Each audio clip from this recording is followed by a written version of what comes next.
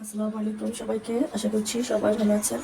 তো যারা আমার মতো এলএলবি শেষ বর্ষের পরীক্ষার্থী, তাদের জন্য আজকে ভিডিওটি।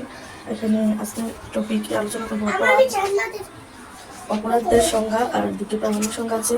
আমি অল্প অল্প করে আমাদের সাথে আপনার ভিডিওটা 2 থেকে 3 বার যদি রিকমেন্ড করে দেখেন, সংজ্ঞা আর প্রামাণ্য সংজ্ঞাগুলো অবশ্যই এখান থেকে শিখতে পারবে, আলাদাভাবে বই গাইড ফলো করতে হবে না। তো শুরু করছি। এখানে দেখতে পাচ্ছেন অপরাধ ক্রাইম কাকে বলে, অপরাধ কাকে বলে। তা আমি প্রথমে বই অনুসারে পড়ি। সাধারণত ধর্মীয় রীতিনীতি বা সকল নৈতিক নিয়ম লঙ্ঘনকে অপরাধ বলে। এটা কি বলছে? ধর্মীয় রীতিনীতির ক্ষেত্রে নৈতিক নিয়ম লঙ্ঘনকে অপরাধ বলে। এটা ধর্মীয় দৃষ্টিকোণ থেকে। তারপর এটা সাবজেক্টটা যেহেতু দণ্ডবিধি, এই যে এখানে উল্লেখ আছে দেখেন, দণ্ডবিধি এদের শেষ পর্ব। তারপর দণ্ডবিধিতে অপরাধের সুনির্দিষ্ট সংজ্ঞা দেওয়া নেই, তবে আইনের 40 ধারা অনুযায়ী, এই যে খেয়াল করবেন 40 ধারা, এগুলো কিন্তু আমাদের একজনের মনে থাকে না। বই দেখলে মনে হয় যে নর্মালভাবে করলে সব পারি, আসলে না, খেয়ালের ব্যাপার আছে। এই যে 40 ধারা অনুযায়ী এগুলো দিতে পারলে আপনি মার্কস অবশ্যই বেশি পাবেন, কারণ এখানে শেষ পড়বে কিন্তু second class, third class, first ক্লাসের ব্যাপার আছে। ফার্স্ট ক্লাস যদি আশা করেন তাহলে এই মূল টপিকগুলো দিতে হবে। যেমন এই আইনের 40 ধারা অনুযায়ী বলা যায় যা শাস্তিযোগ্য তাই অপরাধ। মানে অল্প কথায় শাস্তিযোগ্য তাই অপরাধ, এটা দিলেও মার্কস পাবেন, কিন্তু পাবেন 40 থেকে 50 থার্ড ক্লাস, না সরি মানে এরকমই 40-45 থার্ড ক্লাস। কিন্তু ফার্স্ট ক্লাসের টার্গেটে আমরা যদি গুছানো করে দিতে পারি, প্রথম ধর্মীয় রীতিনীতিতে সকল নৈতিক নিয়ম লঙ্ঘনকেই কিন্তু অপরাধ বলে, সকল নৈতিক নিয়ম লঙ্ঘনকে। তারপরে দণ্ডবিধি সাবজেক্ট, যেহেতু দণ্ডবিধি অপরাধের সুনির্দিষ্ট সংজ্ঞা নেই, এই আইনের 40 ধারা অনুযায়ী 40 ধারা অনুযায়ী বলা যায় যা শাস্তিযোগ্য তাই অপরাধ, যা শাস্তিযোগ্য। তো এখানে এই দুটো প্রামাণ্য সংজ্ঞা।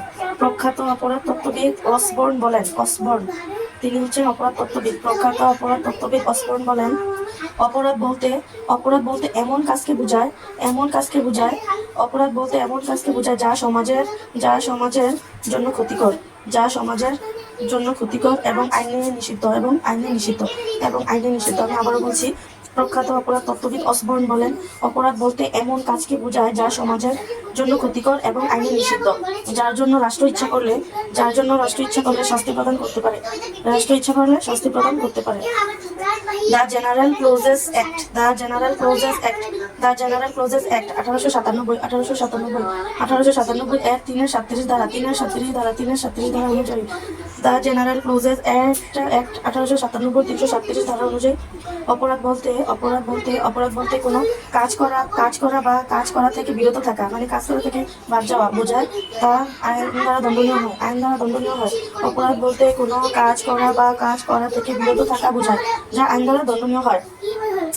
দ্য জেনারেল ক্লোজ অ্যাক্ট 1897 এর 3-37 ধারা অনুযায়ী অপরাধ বলতে কোনো কাজ করা বা কাজ করা থেকে বিরত থাকা বোঝায়, যা আইন দ্বারা দণ্ডনীয় হয়। প্রামাণ্য সংখ্যাগুলো আমি আবারও বলি। প্রখ্যাত আইনতত্ত্ববিদ অসবর্ন বলেন, অপরাধ বলতে এমন কাজকে বোঝায় যা সমাজের জন্য ক্ষতিকর এবং আইনে নিষিদ্ধ, যার জন্য রাষ্ট্র ইচ্ছা করলে শাস্তি প্রদান করতে পারে।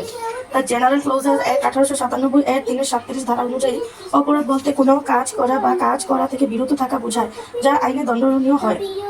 তো এখানে সাধারণ সংজ্ঞাটা অপরাধ ক্রাইম সাধারণত ধর্মীয় রীতিনীতি বা সকল নৈতিক নিয়ম লঙ্ঘনকে অপরাধ বলে। দণ্ডবিধিতে অপরাধের সুনির্দিষ্ট সংজ্ঞা দেওয়া নেই, তবে এই আইনের 40 ধারা অনুযায়ী বলা যায় যা শাস্তিযোগ্য তাই অপরাধ। প্রখ্যাত অপরাধ তত্ত্ববিদ অসবর্ন বলেন, অপরাধ বলতে এমন কাজকে বোঝায় যা সমাজের জন্য ক্ষতিকর এবং আইনে নিষিদ্ধ, যার জন্য রাষ্ট্র ইচ্ছা করলে শাস্তি প্রদান করতে পারে।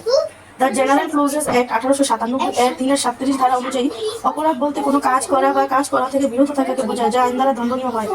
তো এখানে ফিনিশিং সুতরাং অপরাধ বলতে কোনো কাজ করা থেকে বিরত থাকা বোঝায়, যা আইনে নিষিদ্ধ, যার জন্য শাস্তির ব্যবস্থা আছে। তাই আজকের ভিডিও এতটুকুই। পরবর্তীতে আমরা আইনের উপাদান সম্পর্কে, মানে অপরাধের শ্রেণী বিভাগ সম্পর্কে আলোচনা করব।